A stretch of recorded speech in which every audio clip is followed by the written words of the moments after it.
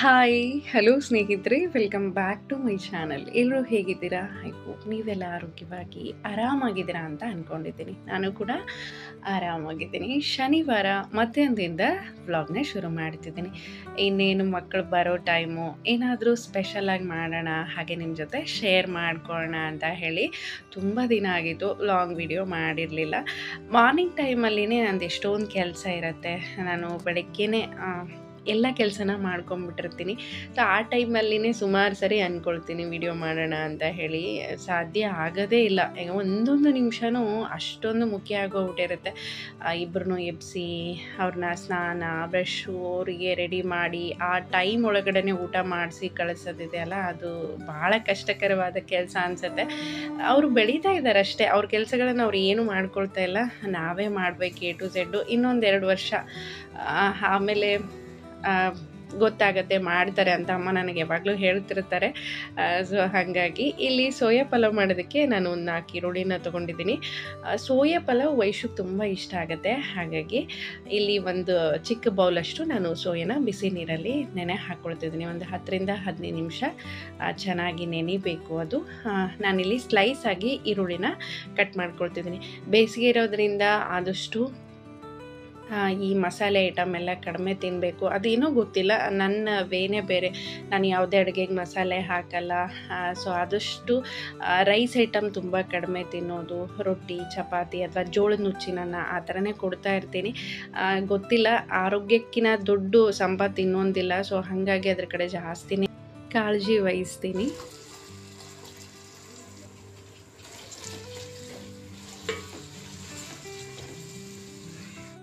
ಸೋಯಾನ ಗಟ್ಟಿಯಾಗಿ ಹಿಂಡ್ಕೊಂಡು ಇದಕ್ಕೆ ಒಂದು 2-3 ಸ್ಪೂನಷ್ಟು ಮೊಸರನ್ನ ಹಾಕ್ಕೊಂಡಿದ್ದೀನಿ. 2 ಸ್ಪೂನಷ್ಟು ಹಚ್ಚ ಖಾರದ ಪುಡಿ, 1 ಸ್ಪೂನಷ್ಟು ಅರಿಶಿನ ಹಾಕ್ಕೊಳ್ತಿದ್ದೀನಿ. ಸ್ವಲ್ಪ ರುಚಿಗೆ ತಕ್ಕಷ್ಟು ಉಪ್ಪನ್ನು ಇಲ್ಲಿ ಸೇರಿಸ್ಕೊಳ್ತಿದ್ದೀನಿ. ಇಲ್ಲಿ ಧನಿಯಾ ಪುಡಿ ಹಾಗೆ ಜೀರಾ ಪೌಡರ್, ಗರಂ ಮಸಾಲ, ನಿಮ್ಗೆ ಏನಾದರೂ ಇಷ್ಟ ಇತ್ತು ಅಂದರೆ ಅದನ್ನು ಹಾಕ್ಕೋಬೋದು. ಸೊ ನಾನು ಹೇಗೆ ಮಾಡ್ತೀನಿ ಅದನ್ನು ನಿಮ್ಮ ಜೊತೆ ಶೇರ್ ಮಾಡ್ಕೊಳ್ತಿದ್ದೀನಿ. ಯಾವುದೇ ಕಾರಣಕ್ಕೂ ಮಸಾಲೆ ಅನ್ನೋದು ತುಂಬಾ ಕಡಿಮೆ, ನಾನು ಬಳಸೋದೇ ಇಲ್ಲ. ಹಾಗಾಗಿ ಮಸಾಲೆ ಬಳಸ್ದೇನೂ ಕೂಡ ತುಂಬ ರುಚಿಯಾಗಿ ಅಡುಗೆ ಆಗುತ್ತೆ. ಇದು ಒಂದು 10ರಿಂದ 15 ನಿಮಿಷ ನೆನೆಯಬೇಕು.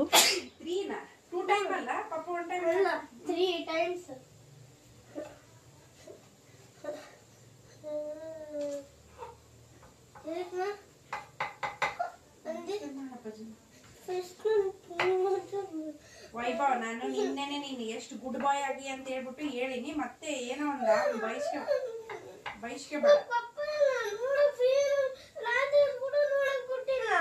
ಈ ಎಕ್ಸಾಮ್ ಮುಗಿತನ ನೋಡ್ತೀವಿ. ನಿಮ್ ಗುಡ್ ಬಾಯ ದಡ್ಡ ಬಾಯ, ಇದು ಯಾರ ಡೈಲಾಗ್ ಬೇಕು?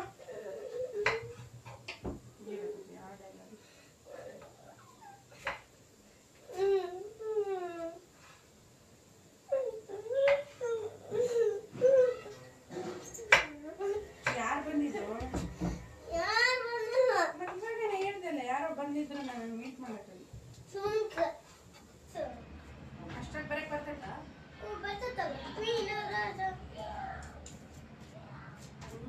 ಬರ್ತೈತನ ಮುಚ್ಕೊ.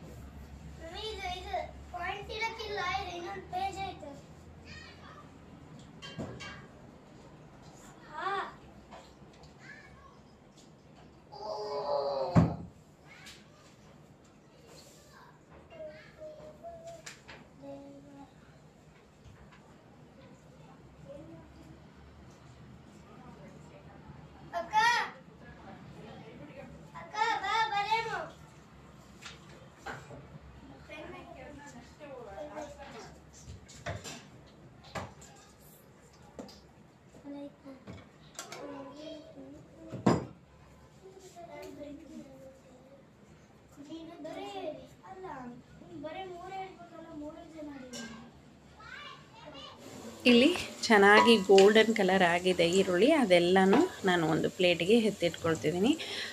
ಬಿರಿಯಾನಿ ಮಾಡೋದಕ್ಕೆ ಹಾಗೆ ಪಲಾವ್ ಮಾಡೋದಕ್ಕೆ ಒಳ್ಳೆ ಟೇಸ್ಟ್ ಕೊಡುತ್ತೆ ಈ ಈರುಳ್ಳಿ. ಇಲ್ಲಿ 2 ಸ್ಪೂನಷ್ಟು ತುಪ್ಪ ಹಾಗೆ ಚಕ್ಕೆ ಎಲೆ ಹೂವು ಅದೆಲ್ಲನೂ ಸೇರಿಸ್ಕೊಂಡು ಒಂದು 2 ಮೆಣಸಿನ್ಕಾಯಿನ ಸ್ಲೈಸಾಗಿ ಕಟ್ ಮಾಡ್ಕೊಂಡಿದ್ದೆ, ಅದನ್ನು ಹಾಕ್ಕೊಳ್ತಿದ್ದೀನಿ. ಸ್ವಲ್ಪ ಫ್ರೈ ಆದ ತಕ್ಷಣ ಟೊಮೆಟೊನ ಹಾಕ್ಕೊಳ್ತಿದ್ದೀನಿ. ಹಾಗೆ ಮೆಂತ್ಯ ಸೊಪ್ಪನ್ನು ಕಟ್ ಮಾಡ್ಕೊಂಡಿದ್ದೀನಿ, ಅದನ್ನು ಹಾಕ್ಕೊಳ್ತಿದ್ದೀನಿ. ರುಚಿಗೆ ತಕ್ಕಷ್ಟು ಉಪ್ಪನ್ನು ಹಾಕಿ ಚೆನ್ನಾಗಿ ಒಂದ್ಸರಿ ಮಿಕ್ಸ್ ಮಾಡಿ 1-2 ನಿಮಿಷ ಲಿಡ್ ಕ್ಲೋಸ್ ಮಾಡಿಬಿಟ್ರೆ ಸೊಪ್ಪು ಹಾಗೆ ಟೊಮೆಟೊ ಎಲ್ಲ ಚೆನ್ನಾಗಿ ಬೆಂದೋಗುತ್ತೆ ಅಂತ ಹೇಳಿ. ಬೇಸಿಗೆ ಸ್ಟಾರ್ಟ್ ಆಗಿದೆ, ನಿಜವಾಗ್ಲೂ ಊಟನೇ ಬೇಡ ಅಂತ ಅನಿಸ್ತಿದೆ. ಬರೀ ನೀರು ಮಜ್ಜಿಗೆ ಆ ಥರನೇ ಬೇಕು ಅಂತ ಅನ್ನಿಸ್ತಾ ಇರುತ್ತೆ. ಊಟ ತುಂಬಾ ಕಡಿಮೆ. ಇಲ್ಲಿ ಸೋಯಾನ ಹಾಕ್ಕೊಳ್ತಿದ್ದೀನಿ. ಚೆನ್ನಾಗಿ ಹೊಂದ್ಕೊಂಡಿರುತ್ತೆ ಉಪ್ಪು ಖಾರ ಎಲ್ಲ. ಇವಾಗ ಇದಕ್ಕೇ ಸ್ವಲ್ಪ ಫ್ರೈ ಮಾಡಿರುವಂಥ ಈರುಳ್ಳಿ ಏನಿದೆ ಅದನ್ನು ಹಾಕ್ಕೊಳ್ತಿದ್ದೀನಿ. ಚೆನ್ನಾಗಿ ಒಂದ್ಸರಿ ಮಿಕ್ಸ್ ಮಾಡಿಕೊಂಡು, ನಾವೇನಾದರೂ ಹಳೆಯದು ಬಳಸ್ತಿದ್ದೀವಿ ಅಕ್ಕಿ ಅಂತಂದರೆ ಒಂದು ಸ್ವಲ್ಪ ನೀರು ಜಾಸ್ತಿ ಹಾಕಿದ್ರೇ ಚೆನ್ನಾಗಾಗುತ್ತೆ.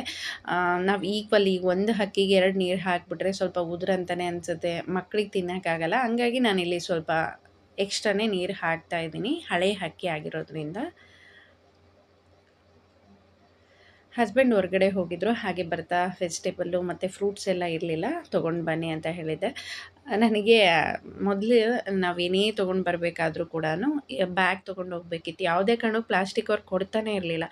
ಅಲ್ಲಿ ಆ ಕವರ್ಗಳನ್ನೆಲ್ಲ ನೋಡಿ ನನಗೆ ಶಾಕ್ ಆಗೋಗ್ಬಿಡ್ತು. ಪ್ರತಿಯೊಂದು ಒಂದೊಂದು ಕವರಲ್ಲಿ ಹಾಕ್ಕೊಟ್ಟಿದ್ದಾರೆ. ಇವಾಗ ಆಲ್ರೆಡಿ ಇದು ಮತ್ತೆ ಸ್ಟಾರ್ಟ್ ಆಗಿ ಸುಮಾರು ತಿಂಗಳು ಆಗ್ತಾನೆ ಬಂತು. ಮೊದಲೆಲ್ಲ ಕೊಡ್ತಾನೆ ಇರಲಿಲ್ಲ. ಈ ಹಸಿ ಕಸ ಒಣ ಕಸ ಅಂತ ಬೇರೆ ಹಾಕ್ಸ್ಕೊಂಡು ಹೋಗ್ತಿದ್ರು. ಇವಾಗ ಮತ್ತೆ ಎಲ್ಲನೂ ಒಟ್ಟಿಗೆ ಹಾಕ್ಸ್ಕೊಂಡು ಹೋಗ್ತಿದ್ದಾರೆ.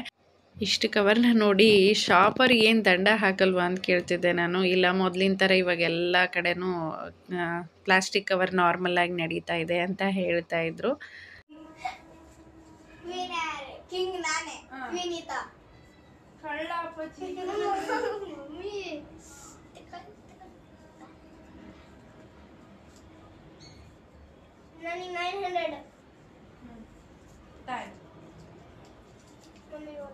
ಅವ್ರ ಜೊತೆ ಸ್ವಲ್ಪ ಆಟ ಆಡೋದು ಹಾಗೆ ಅಡುಗೆ ಮಾಡೋದು ಮಾಡ್ತಾಯಿದ್ದೀನಿ. ಇಲ್ಲಾಂದರೆ ಟಿ ವಿ ಹಚ್ಕೊಂಡು ಕೂರ್ತಾರೆ ಅಂತ ಹೇಳಿ ಕೊನೆಯದಾಗಿ 1-2 ನಿಮಿಷ ದಮ್ ಕೊಡ್ತಾಯಿದ್ದೀನಿ. ಈ ಬಾಳೆ ಎಲೆ ಹಾಕಿ ಲಿಡ್ನ ಕ್ಲೋಸ್ ಮಾಡಿಬಿಟ್ರೆ ಎಷ್ಟು ಚೆನ್ನಾಗಿ ರೈಸ್ ಹಾಳ್ಕೊಳ್ಳುತ್ತೆ ನೋಡ್ಬೋದು. ಇಲ್ಲಿ ಕೊನೆಯದಾಗಿ ಉಳಿದಿರುವಂಥ ಈರುಳ್ಳಿ ಫ್ರೈ ಏನಿದೆ ಅದೆಲ್ಲನೂ ಹಾಕ್ಕೊಳ್ತಿದ್ದೀನಿ. ಟೇಸ್ಟ್ ಅಂತೂ ತುಂಬಾ ಚೆನ್ನಾಗಿ ಬಂದಿತ್ತು.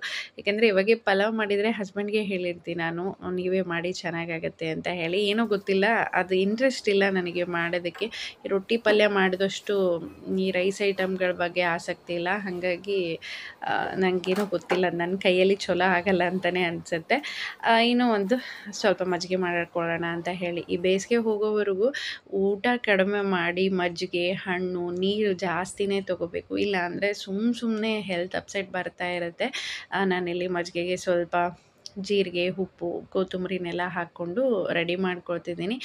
ಡೈಜೆಷನ್ ಕೂಡ ತುಂಬ ಚೆನ್ನಾಗಾಗುತ್ತೆ. ಏನೇ ತಿಂದಿರಲಿ ತುಂಬ ಚೆನ್ನಾಗಿ ಡೈಜೆಷನ್ ಆಗುತ್ತೆ. ಹಾಗಾಗಿ ಕಂಪಲ್ಸರಿ ಒನ್ ಟೈಮ್ ಮಜ್ಜಿಗೆ ಅನ್ನೋದು ಕುಡಿಲೇಬೇಕು. ಮಜ್ಜಿಗೆ ರೆಡಿ ಆಯಿತು. ಕೊನೆಯದಾಗಿ ಸ್ವಲ್ಪ ಕೊತ್ತಂಬರಿನ ಸೇರಿಸ್ಕೊಳ್ತಿದ್ದೀನಿ. ಇನ್ನು ಟೈಮ್ ಇತ್ತು, ಹಾಗಾಗಿ ನಾನು ಸ್ವಲ್ಪ ವೈಭವಂದು ಹೋಮ್ವರ್ಕ್ ಇತ್ತು, ಅದನ್ನು ಮಾಡಿಸ್ತಾ ಇದ್ದೆ. ಮ್ಯಾಮ್ ಹೇಳ್ತಾನೆ ಇರ್ತಾರೆ, ಅವನ ಬಗ್ಗೆ ಸ್ವಲ್ಪ ಗಮನ ಕೊಡಿ, ಅವನಿಗೆ ಕೂತು ಬರೆಸ್ರಿ ಅಂತ ಹೇಳಿ. ಕೆಲವೊಂದು ಈ ಮ್ಯಾಥ್ಸಲ್ಲೆಲ್ಲ ತುಂಬ ಮಿಸ್ಟೇಕ್ ಮಾಡ್ತಾನೆ ಇರ್ತಾನೆ. ಏನು ಅಂದರೆ ಅವನು ಜಾಸ್ತಿ ಹೇಳಿದರೆ ಅದನ್ನು ಬರೆಯಲ್ಲ, ಅದಕ್ಕೆ ಹಳೋದಕ್ಕೆ ಸ್ಟಾರ್ಟ್ ಮಾಡಿಬಿಡ್ತಾನೆ. ಸೊ ಎಕ್ಸಾಮ್ ಇರೋದ್ರಿಂದ ಸ್ವಲ್ಪ ರಮಿಸಿ ಪ್ರತಿಯೊಂದನ್ನು ಬರೆಸ್ತಾ ಇದ್ದೀನಿ. ಇದು ವೆಜಿಟೇಬಲ್ ಬಿರಿಯಾನಿ ಅಲ್ಲ, ಸೋಯಾ ಪಲಾವ್.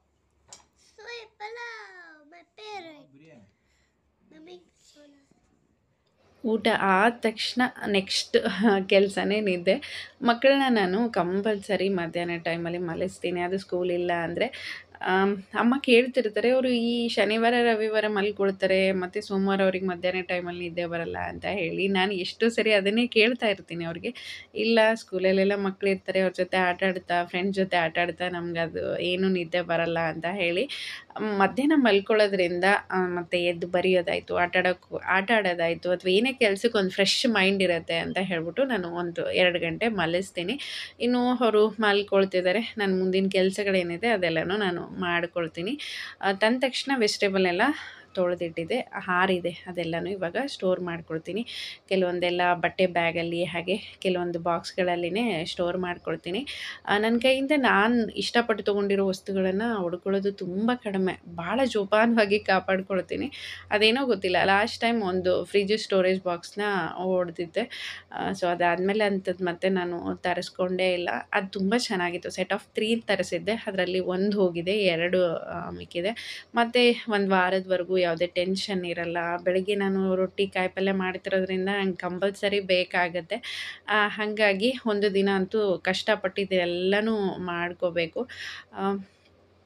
ಕೆಲಸಗಳಂತೂ ಇದ್ದೇ ಇರುತ್ತೆ. ಇಲ್ಲದೇ ಇರೋ ದಿನಗಳೇ ಇಲ್ಲ. ಇವತ್ತಿದು ಅಂದರೆ ನಾಳೆ ಇನ್ನೊಂದು ಕೆಲಸ ಇರುತ್ತೆ. ಇವೆಲ್ಲ ರೊಟೀನ್ ನಾರ್ಮಲ್ ಎಲ್ಲ ಹೆಣ್ಮಕ್ಳಿಗೂ ಕೆಲಸಗಳ ಇರೋದೇನೆ. ಸೊ ಕೆಲವೊಂದು ಸರಿ ಬೇಜಾರಾಗ್ತಾ ಇರುತ್ತೆ, ಬರೀ ಇದೇ ಕೆಲಸಗಳೇ ಮಾಡ್ಕೊಳ್ತಾ ಕೂರಬೇಕಲ್ಲ ಅಂತ ಹೇಳಿ. ಬಟ್ ಅಮ್ಮ ಅವರೆಲ್ಲ ಹೇಳ್ತಾನೆ ಇರ್ತಾರೆ, ಹೆಣ್ಮಕ್ಳು ಅಂದಮೇಲೆ ಕೆಲಸಗಳನ್ನ ಮಾಡಲೇಬೇಕು, ಇದೆಲ್ಲನೂ ನಿಭಾಯಿಸಲೇಬೇಕು ಅಂತ ಹೇಳಿ. ಇನ್ನು ಫ್ರಿಜ್ಜೆಲ್ಲ ಕ್ಲೀನ್ ಮಾಡಿಕೊಂಡು ಎಲ್ಲನೂ ನಾನು ಜೋಡಿಸ್ಕೊಳ್ತಿದ್ದೀನಿ. ನನಗೆ ಬಟ್ಟೆ ಬ್ಯಾಗ್ ಕೆಳಗಡೆ ಇಡೋದಕ್ಕೂ ಕೂಡ ಜಾಗ ಇರಲಿಲ್ಲ. ಸ್ವಲ್ಪ ಆರೆಂಜು ಅದೆಲ್ಲ ಜಾಸ್ತಿನೇ ತೊಗೊಂಡು ಬಂದುಬಿಟ್ಟಿದ್ರು. ಹಾಗಾಗಿ ಅಲ್ಲಿ ಸ್ವಲ್ಪ ಕಷ್ಟ ಅಂತಲೇ ಅನ್ನಿಸ್ತಾ ಇತ್ತು. ಇನ್ನೊಂದೆರಡು ಬಾಕ್ಸ್ ಆದರೂ ತರಿಸ್ಕೊಳ್ಳೋಣ ಅಂತ ಹೇಳಿ. ಯಾಕೆಂದರೆ ಫ್ರೂಟ್ಸ್ನ ನಾನು ಅಲ್ಲೇ ಸ್ಟೋರ್ ಮಾಡ್ತೀನಿ. ಇವಾಗ ಹೊರಗಡೆ ಇಟ್ಟರು ಇರೋದೇ ಇಲ್ಲ, ಭಾಳ ಬೇಗನೆ ಹಾಳಾಗೋಗ್ಬಿಡುತ್ತೆ. ಕಂಪಲ್ಸರಿ ಫ್ರಿಜ್ಜಲ್ಲಿ ಸ್ಟೋರ್ ಮಾಡಲೇಬೇಕು ಎಲ್ಲ ಫ್ರೂಟ್ಸನ್ನು. ವೆಜಿಟೇಬಲ್ ಕ್ಲೀನಿಂಗ್ ಕೆಲಸ ಮುಗೀತು. ಇನ್ನು ಮನೆ ಕ್ಲೀನಿಂಗು. ಮೊದಲೆಲ್ಲ ನಾನು ಬೆಳಗ್ಗೆ ಮತ್ತು ಸಾಯಂಕಾಲ ಕಂಪಲ್ಸರಿ ಕಸ ಬಳಿತಾ ಇದ್ದೆ, ಬಂಡೆ ಒರೆಸ್ತಾ ಇದ್ದೆ. ಮ್ಯಾಟನ್ನೆಲ್ಲ ಎತ್ತಿಟ್ಬಿಟ್ಟು ಅದು ಬರ್ತಾ ಯಾಕೋ ಗೊತ್ತಿಲ್ಲ ಶೋಲ್ಡರ್ ಪೇನ್ ಸ್ಟಾರ್ಟ್ ಆಗ್ಬಿಡ್ತು. ಈ ಹಾಲಲ್ಲಿರೋದು ಭಾಳ ದೊಡ್ಡದಿದೆ ಮ್ಯಾಟು. ಹಾಗಾಗಿ ಅದಕ್ಕೆ ಇವಾಗ ಪ್ಲಾಸ್ಟಿಕ್ ಪೊರಕೆನ ಬಳಸ್ತಾ ಇದ್ದೀನಿ. ಏನಿದ್ರೂ ಕೂಡ ಕ್ಲೀನಾಗಿ ಬರುತ್ತೆ ಅಂತ ಹೇಳಿ. ನಾವು ಈ ನಾರ್ಮಲ್ ಪೊರಕೆನ ಬಳಸೋಕ್ಕಾಗಲ್ಲ, ಅದೆಲ್ಲನೂ ಅದು ಹಿಡ್ಕೊಳ್ಳುತ್ತೆ ಅಂತ ಹೇಳಿ ಇದು ಒಂದು ಬೆಸ್ಟ್ ನನಗೆ ಸೊಲ್ಯೂಷನ್ ಅಂತ ಅನ್ನಿಸ್ತು. ಯಾಕಂದರೆ ಪ್ರತಿ ಸರಿ ಅದನ್ನು ಬೆಳಗ್ಗೆ ಮತ್ತು ಸಾಯಂಕಾಲ ತೆಗೆದು ಹಾಕೋದ್ರಿಂದ ಕೈ ನೋವೆಲ್ಲ ತುಂಬಾ ಆಗ್ತಾಯಿತ್ತು. ಇಷ್ಟು ದಿನ ಹಾಗೆ ಕುಡಿತಾ ಇದ್ವಿ ನೀರು. ಇನ್ಮೇಲೆ ಅಂತೂ ಕುಡಿಯೋಕ್ಕಾಗಲ್ಲ. ಇದಕ್ಕೆ ಒಂದು ಕಾಟನ್ ವೇಲು ಅಥವಾ ಕಾಟನ್ ಬಟ್ಟೆನಾದರೂ ಇದಕ್ಕೆ ಸುತ್ತೋಣ ಅಂತ ಹೇಳಿ. ಬರೀ ಗಡಿಗೆಲೇ ನೀರು ತಣ್ಣಗಾಗುತ್ತೆ ಅದೇ ಬೇಕು ಅಂತ ಏನೂ ಇಲ್ಲ. ಈ ಥರ ಯಾವುದಾದ್ರೂ ಇರಲಿ, ಒಂದು ಬಟ್ಟೆ ಸುತ್ಬಿಟ್ಟು ಅವಾಗವಾಗ ಸ್ವಲ್ಪ ನೀರು ಹಾಕ್ತಾಯಿದ್ರೆ ನೀರು ತಣ್ಣಗಾಗುತ್ತೆ. ಹಾಗೆ ಕುಡಿಯೋದಕ್ಕೂ ಹೋಗುತ್ತೆ. ಈ ನಾರ್ಮಲ್ ನೀರನ್ನು ಕುಡಿಯೋಕ್ಕಾಗೋದೇ ಇಲ್ಲ, ಒಂದು ಗ್ಲಾಸ್ ನೀರು ಕುಡಿಯೋಕ್ಕೂ ಆಗಲ್ಲ ಇನ್ಮೇಲಂತೂ. ಹಾಗಾಗಿ ಇವತ್ತು ಇದಕ್ಕೆ ಒಂದು ಬಟ್ಟೆ ಸುತ್ತೋಣ ಅಂತ ಹೇಳಿ ಎಲ್ಲನೂ ತೊಳೆದು ತುಂಬಿಸ್ತಾ ಇದ್ದೀನಿ ನೀರನ್ನು.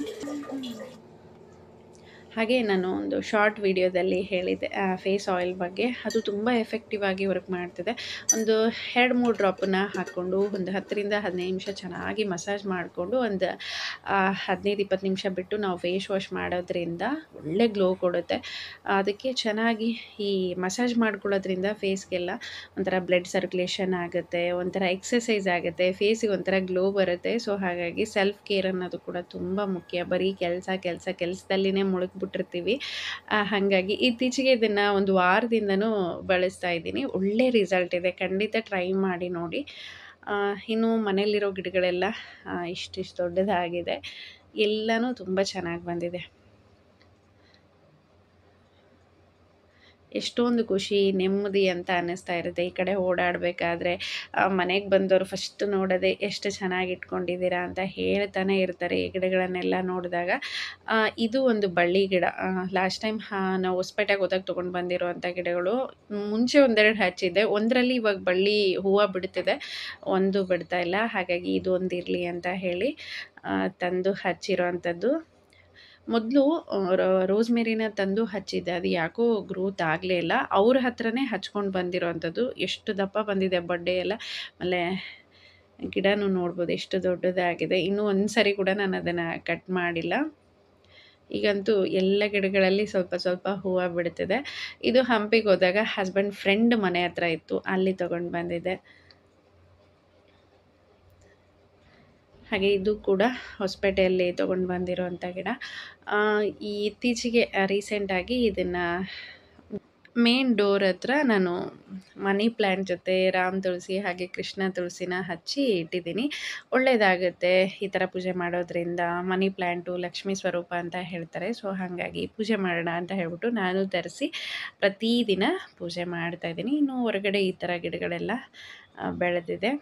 ಹಾಗೆ ಇನ್ನು ಫ್ರೆಶ್ ಅಪ್ ಆಗಿ ಹಾಗೆ ದೀಪ ಮುಡಿಸಿ ಒಂದು ಕಪ್ ಟೀನ ಮಾಡಿಕೊಂಡು ಮಕ್ಕಳನ್ನ ಮತ್ತೆ ಕೂರಿಸ್ಕೊಂಡು ಕೂತಿದ್ದೀನಿ. ಕಂಪಲ್ಸರಿ ಕೂರಬೇಕು, ಅವಾಗೇನೆ ಅವರು ಬರೆಯೋದು, ಇಲ್ಲ ಅಂದರೆ ಬರೆಯೋದಕ್ಕೆ ಸಾಧ್ಯನೇ ಇಲ್ಲ. ಸೀಸ್ ಪೆನ್ಸಿಲು ಎರೇಸರು ರಬ್ಬರ್ ಅಂತ ಹೇಳ್ಬಿಟ್ಟು ಇಬ್ಬರು ಜಗಳ ಮಾಡ್ತಾ ಕೂರ್ತಾರೆ. ಇನ್ನು ವೈಶುನ ಬೇರೆ ಕಡೆ ಕೂರಿಸಿ ಓದಿಸೋಣ ಅಂದರೆ ಅವಳು ಒಬ್ಬಳೇ ಆಗ್ಬಿಡ್ತಾಳೆ, ಸುಮ್ಮನೆ ಬೇಜಾರು ಮಾಡ್ಕೊತಾಳೆ ಅಂತ ಹೇಳಿ ಇಬ್ಬರನ್ನ ಒಟ್ಟಿಗೆ ಕೂರಿಸಿರ್ತೀನಿ. ಒಂದು 2 ನಿಮಿಷ ಎದ್ದು ಆ ಕಡೆ ಹೋಗಿ ಬರೋಷ್ಟೊತ್ತಿಗೆ ಏನಾದರೂ ಒಂದು ಜಗಳ ಮಾಡ್ಕೊಳ್ಳೋದಕ್ಕೆ ಸ್ಟಾರ್ಟ್ ಮಾಡ್ತಾರೆ. ಹಾಗಾಗಿ ಅದು ಏನೇ ಕೆಲಸ ಇದ್ರೂ ಬಿಟ್ಟು ಕಂಪಲ್ಸರಿ ಇವ್ರ ಮುಂದೆ ಕೂತು ಇವ್ರದ್ದೆಲ್ಲ ಕಂಪ್ಲೀಟ್ ಆಗೋವರೆಗೂ ಬರೆಸ್ಬೇಕು.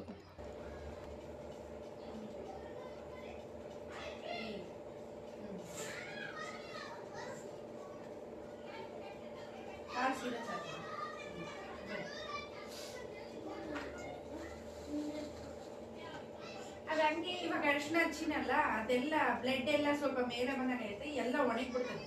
ಸರಿನಾ ಪಾಪ ಬಂದಿದ್ದ ಅದು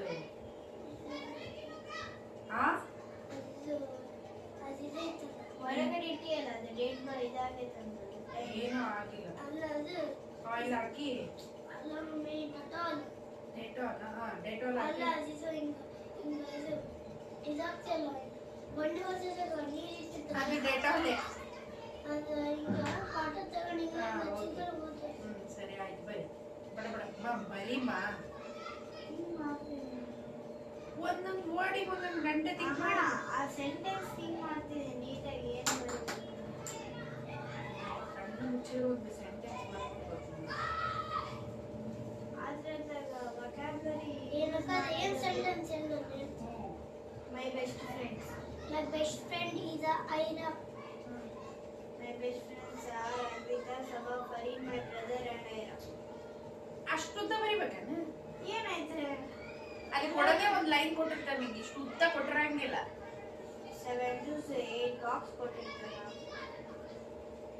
ನೆಕ್ಸ್ಟ್ ಈಗ ಯಾವ್ದು ನೆಕ್ಸ್ಟ್ ಬರಿಬೇಕಾಗಿರೋದು? ಎಷ್ಟು ಬರೀ ಬರೇ ಅಲ್ಲ ಹಾ, ಒಂದು ಇದು. ಇದು ಬರೀತೀನಿ points. They are very delightful friends.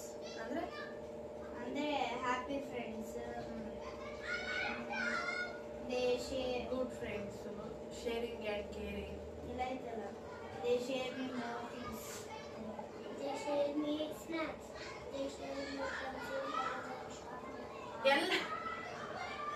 ಎಲ್ಲ ಒಂದು ಪೇಜ್ ಬರ್ದ್ಬಿಡಿ, ಶಾರ್ಪರ್, ಎರೇಸರ್.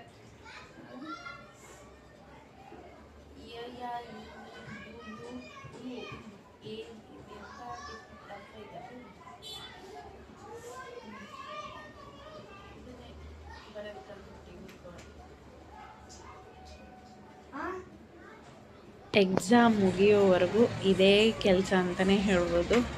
ಕೆಲಸ ಕಡಿಮೆ ಇರುತ್ತೆ, ಇವ್ರಿಗೆ ಓದಿಸೋದು ಬರೆಸೋದನ್ನೇ ಮಾಡಬೇಕು. ಇದೆಲ್ಲ ಯಾವಾಗಾದರೂ ಮುಗಿಯುತ್ತೋ ಅಂತ ಅನ್ನಿಸ್ತಾಯಿತ್ತು. ಮನೇಲಿ ಎಷ್ಟೊಂದು ಸೆಕೆ, ಸೊಳ್ಳೆ ಬರುತ್ತೆ ಅಂತ ಹೇಳ್ಬಿಟ್ಟು ಡೋರೆಲ್ಲ ಕ್ಲೋಸ್ ಮಾಡಿರ್ತೀವಿ, ಗಾಳಿನೇ ಬರಲ್ಲ.